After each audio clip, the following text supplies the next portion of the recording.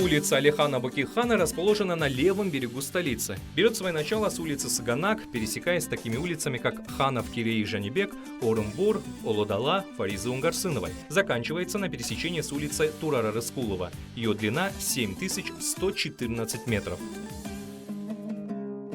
Алихан Бөкейхан родился 5 марта 1866 года в Каркаралинском уезде Семипалатинской области. Фигура Алихана Бөкейхана занимает особое место среди общественных и государственных деятелей казахской интеллигенции конца XIX и начала XX века.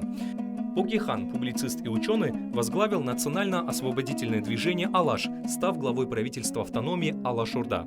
Всю свою сознательную жизнь Алихан Бөкейхан посвятил теме освобождения своего народа от гнета царского, а затем и советского режима.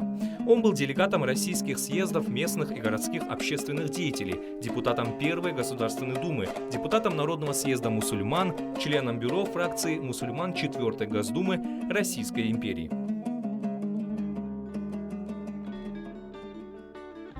Одно из знаковых зданий на улице Алихана Бөкейхана – библиотека первого президента Республики Казахстан. Это уникальный архитектурный объект, построен по проекту известного британского архитектора Нормана Фостера.